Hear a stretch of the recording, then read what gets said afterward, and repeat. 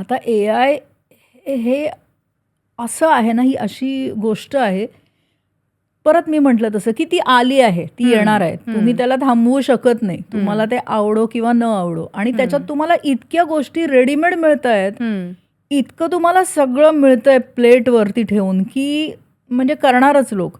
आणि कुठेतरी मला आठवते, की मी एका स्टुडिओमध्ये एडिट करत होते आणि तो ज्यांचा स्टुडिओ होता ते स्वतःही आधी एडिटर होते आणि हं, नंतर त्यांनी काही गोष्टीमुळे किंवा काही प्रॉब्लेम्समुळे त्यांनी एडिटिंग करायचं सोडलं. हं, तर त्यांनी मला सांगितलं, की "नाही, मी सांगतो आता हे सगळं जाणार आहे, कारण आता हे सगळं इतकं कट टू कट आणि टेक्निकल होणार आहे आणि AI हं, आल्यानंतर तर मशीनच करणार आहे ते हं, सगळं. हं, तुम्हाला काय करायचंय?"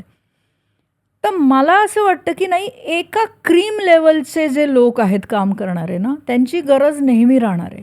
हं, कारण शेवटी कसं आहे, की तुम्ही कितीही गोष्टी फीड केल्यात ना, एका रोबोला तरीसुद्धा कुठेतरी माणूस आणि त्याची क्रिएटिव्हिटी आणि त्याची विचारशक्ती, त्याचं इमॅजिनेशन हे सगळ्याच्या पुढे असतं. हं, तर त्यामुळे फक्त माणसाला गरज आहे ती तुम्हाला क्रीम लेव्हलला स्वतःला बनवायची. हं, तुम्ही जर तसे म्हणजे तुम्ही जर एक मशीन किंवा एक रोबो जे काम करू शकतो, ते जर तुम्ही काम करत असाल, तर तुम्हाला नक्कीच भीती आहे. कारण हं. तुमची रिप्लेसमेंट तो असणार आहे. घेणार. बरोबर, बरोबर. पण जर तुम्ही त्याच्या पलीकडचं काही करू शकत असाल, काही दाखवून देऊ शकत असाल, तर तुमची व्हॅल्यू आहे आणि तुम्हाला काम मिळत राहणार किंवा तुम्हाला मग तुमच्या पद्धतीचं काम आहे ते तुमच्याकडे येणार.